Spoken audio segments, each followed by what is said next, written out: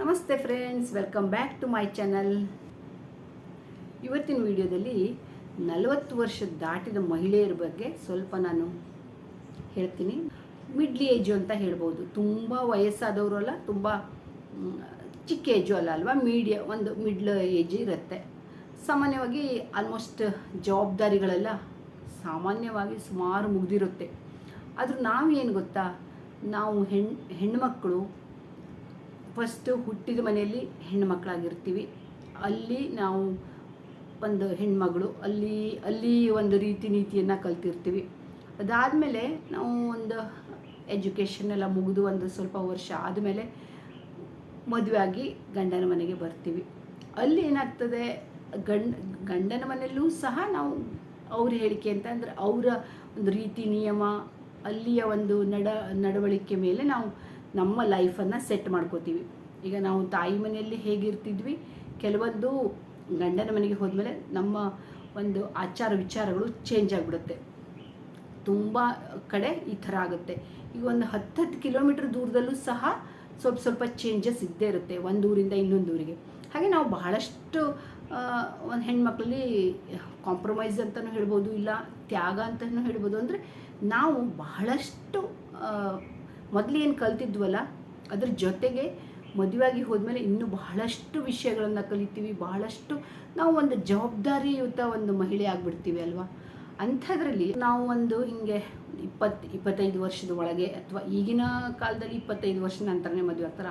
ಆವಾಗ ನಮ್ಮ ಏಜಿನಲ್ಲೆಲ್ಲ ಒಂದು 20-22 23 ವರ್ಷ ಈ ಥರ ಏಜಲ್ಲಿ ನಾವು ಮದುವೆಯಾಗಿರ್ತಿದ್ವಲ್ವ. ಆ ಸಣ್ಣ ವಯಸ್ಸಲ್ಲಿ ನಾವು ನಮ್ಮ ತಾಯಿ ತಂದೆ ಹುಟ್ಟಿದ ಮನೆಯನ್ನು ಬಿಟ್ಟು ನಾವು ಗಂಡನ ಮನೆಗೆ ಬರ್ತೀವಲ್ವ. ಆವಾಗ ನಮಗೆ ಅಲ್ಲಿಯ ರೀತಿ ನಿಯಮಗಳನ್ನು ಕಲ್ತ್ಕೊಳ್ಳೋಕ್ಕೆ ಸ್ವಲ್ಪ ದಿನ ಹಿಡಿಯುತ್ತೆ. ಆಮೇಲೆ ಅವ್ರಿಗೆ ತಕ್ಕ ಹಾಗೆ ನಾವು ಎಲ್ಲ ಹೊಂದ್ಕೊಬಿಡ್ತೀವಿ. ಅಲ್ಲಿ ವಾತಾವರಣಕ್ಕೆ ಸರಿಯಾಗಿ ನಾವು ಹೊಂದ್ಕೊಬಿಡ್ತೀವಿ. ನಾವು ಫಸ್ಟ್ ಏನಾಗುತ್ತೆ, ತಂದೆ ತಾಯಿ ಮನೆಯಲ್ಲಿ ನಾವು ಒಂದು ಮಗಳಾಗಿ ಮಗಳಿನ ಒಂದು ಧರ್ಮವನ್ನು ನಾವು ಮಾಡ್ತಾ ಇರ್ತೀವಿ. ಆವಾಗ ಅಷ್ಟೊಂದು ನಮ್ಗೆ ತಿಳಿದಿರಲ್ಲ. ಯಾಕೆಂತಂದರೆ ನಾವು ಶಾಲಾ ಕಾಲೇಜುಗಳಲ್ಲೇ ನಮ್ಮದು ಜೀವನ ಆಗಿರುತ್ತೆ. ತಂದೆ ತಾಯಿ ಮನೆ ಸ್ವಲ್ಪ ನಾವು ಫ್ರೀಯಾಗಿರ್ತೀವಿ, ಅಷ್ಟೊಂದು ನಮ್ಮ ಜವಾಬ್ದಾರಿ ಏನೂ ಇರಲ್ಲ. ಆಮೇಲೆ ಅದಾದಮೇಲೆ ಗಂಡನ ಮನೆಗೆ ಬಂದ ಮೇಲೆ ಜವಾಬ್ದಾರಿಗಳದ್ದೇ ಸಾಲು. ಗಂಡ ಮನೇಲಿರೋರು ಇನ್ನೂ ಬೇರೆ ಬೇರೆ ಜನರು. ಆಮೇಲೆ 1 ವರ್ಷನೋ 2 ವರ್ಷನೋ ಆದಮೇಲೆ ಮಕ್ಕಳು ಹುಟ್ಟಿದ ಮೇಲೆ ನಮ್ಮ ಜೀವನನೇ ಚೇಂಜ್ ಆಗಿಬಿಡುತ್ತೆ. ನಾವು ಫಸ್ಟು ಗಂಡಂಗೆ ಅಂತ ಎಲ್ಲದನ್ನು ನಾವು ಒಂದು ನಮ್ಮ ಜೀವನವನ್ನು ಇಡ್ತೀವಿ.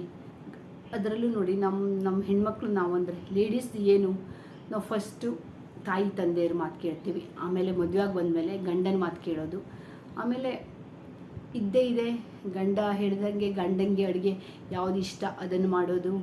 ಗಂಡಂಗೆ ಯಾವುದು ತಿನ್ನಲ್ಲ ಅದು ನಾವು ಆದಷ್ಟು ಮನೇಲಿ ಗಂಡ ಅಥವಾ ಇನ್ನೂ ಬೇರೆ ಬೇರೆ ಜನ ಪರಿವಾರ ಎಲ್ಲ ಇದ್ದಾಗ ಏನಾಗುತ್ತೆ, ನಾವು ಅವ್ರಿಗೆ ತಕ್ಕ ಹಾಗೆ ನಾವೆಲ್ಲ ಆದಷ್ಟು ಮಾಡೋದು ನೋಡ್ತೀವಿ. ಇದು ನಿಮ್ಮೆಲ್ಲರ ಕಥೆ ಅಲ್ಲ, ಪ್ರತಿಯೊಬ್ಬ ಒಂದು ಲೇಡೀಸ್ದು ಇದೇ ಕಥೆ ಆಗಿರುತ್ತೆ ಅಲ್ವ. ಎಲ್ಲರದ್ದು ಇದೇ ಒಂದಿದು.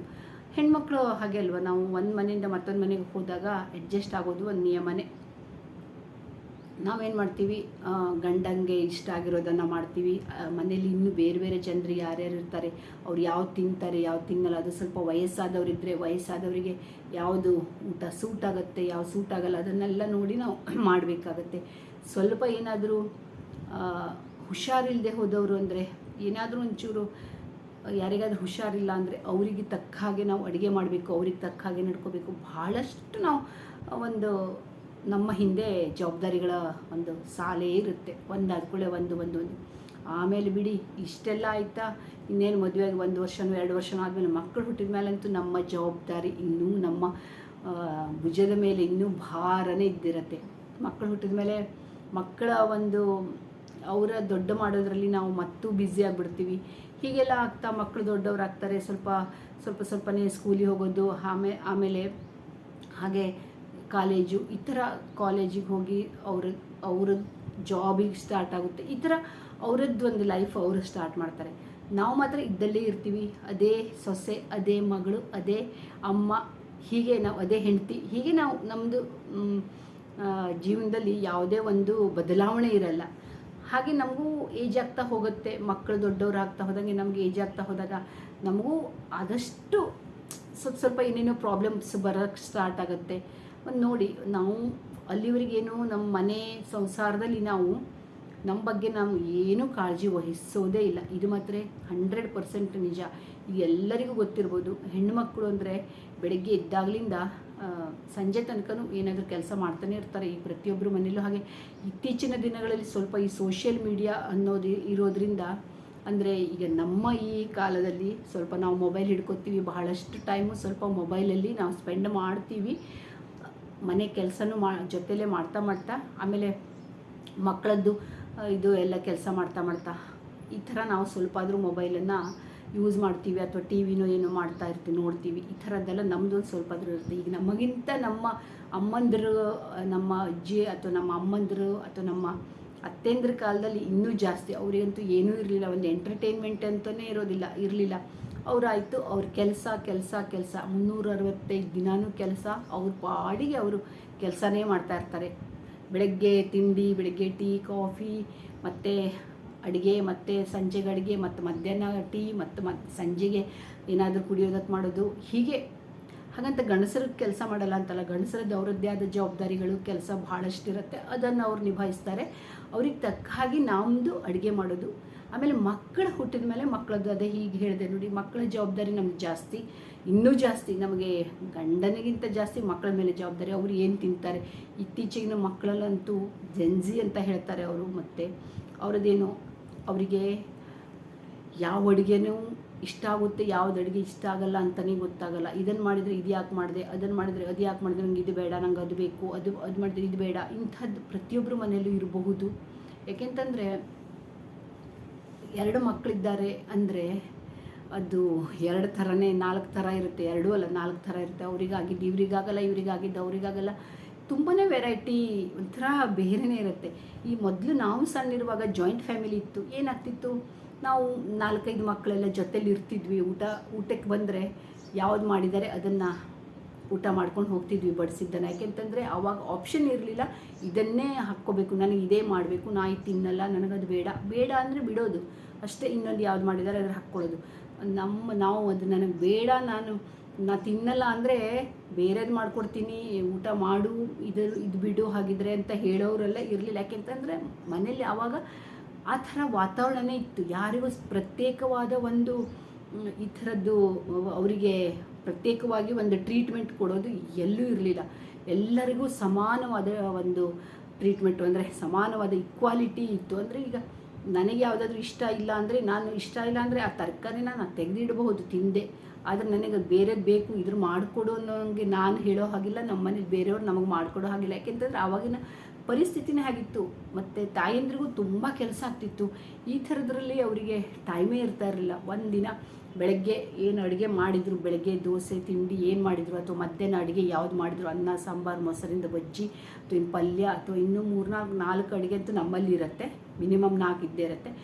ಅದು ಯಾವುದೇ ಇರಲಿ, ಅದು ಮಾಡಿದ್ದನ್ನು ನಾವು ತಿನ್ನಬೇಕು. ಹೆಣ್ಣುಮಕ್ಕಳು ನಾವು ಇಷ್ಟೆಲ್ಲ ಕೆಲಸ ಮಾಡ್ತಾ ಇರ್ತೀವಿ, ಆದರೆ ನಮ್ಮ ಸಲುವಾಗಿ ನಾವು ಟೈಮೇ ಕೊಡಲ್ಲ. ನಮಗೋಸ್ಕರ ಒಂದು ದಿನಕ್ಕೆ ಒಂದು ಅರ್ಧ ಗಂಟೆ 1 ಗಂಟೆ ನಮಗೋಸ್ಕರ ನಾವು ಕೊಡಬೇಕು.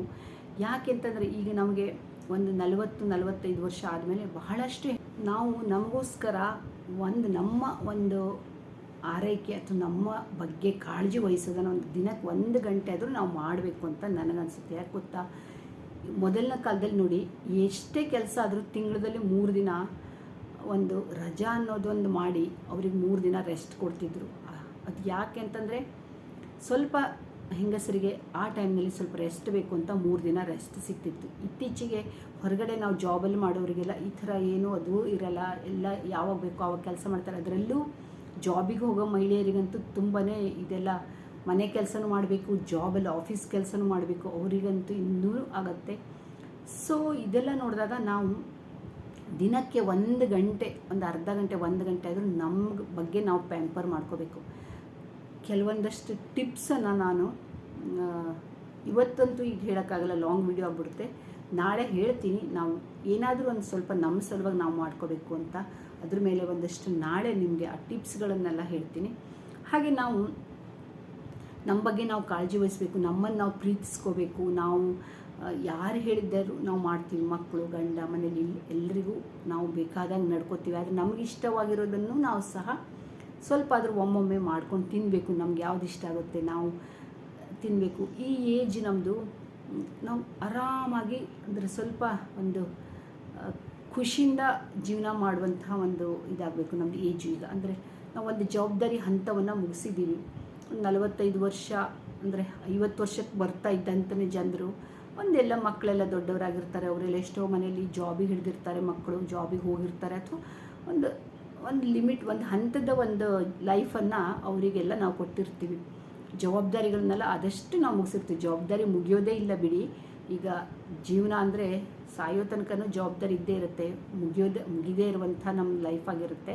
ಅದರಲ್ಲೂ ಸಹ ನಾವು ಸ್ವಲ್ಪ ಆದರೂ ಆ ಜವಾಬ್ದಾರಿಯಲ್ಲೇ ಸ್ವಲ್ಪ ಆದರೂ ಇಷ್ಟು ಟೈಮ್ ನಮಗೆ ಅಂತ ನಾವು ಅದನ್ನು ತಗೊಳ್ಬೇಕು. ದಿನಕ್ಕೊಮ್ಮೆ ಆಗಲಿಲ್ಲ ಅಂದ್ರೂ ಅಟ್ಲೀಸ್ಟ್ ವಾರಕ್ಕೊಮ್ಮೆ ಆದರೂ ನಾವು ಸ್ವಲ್ಪ ನಾವು ಮೊಬೈಲ್ ನೋಡ್ತೀವಿ, ಯೂಸ್ ಮಾಡ್ತೀವಿ, ಅದು ಮಾಡ್ತೀವಿ, ಇದು ಮಾಡ್ತೀವಿ, ನಮಗೆ ಟೈಮೇ ತಗೊಳ್ಳಲ್ಲ ಅಂತಲ್ಲ. ನಾವು ಈಗಿನ ಕಾಲದಲ್ಲಿ ಮಹಿಳೆಯರು ತಮಗೆ ಸ್ವಲ್ಪ ಆದರೂ ತಮಗೋಸ್ಕರ ಟೈಮ್ ತಗೋತಾರೆ, ಮೊಬೈಲ್ ನೋಡ್ತಾರೆ, ಏನಾದರೂ ಮಾಡ್ತಾರೆ, ಇಲ್ಲ ಅಂತಿಲ್ಲ. ಬಟ್ ಕೆಲಸದ ಬಿಡುವಿನಲ್ಲಿ ಸ್ವಲ್ಪ ರಿಲ್ಯಾಕ್ಸ್ ಆಗೋದಕ್ಕೆ ಏನಾದರೂ ನಮ್ಮನ್ನು ನಾವು ಪ್ಯಾಂಪರ್ ಮಾಡ್ಕೋಬೇಕಾಗತ್ತೆ. ಬರೀ ಮನೆ ಕೆಲಸದಲ್ಲೇ ಇದ್ದು ಬೇರೆಯವ್ರದ್ದು ಎಲ್ಲದು ಮನೆ ಮಂದಿದೆಲ್ಲ ಚಿಂತೆ ನಾವು ತಗೊಳ್ತಾ ಇರ್ತೀವಲ್ವ. ಸ್ವಲ್ಪ ಅಂಥದ್ರಲ್ಲಿ ನಮಗೂ ಸಹ ನಮ್ಮ ಬಗ್ಗೆ ಕಾಳಜಿ ವಹಿಸಬೇಕು ಅಂತ ನನಗನ್ಸುತ್ತೆ.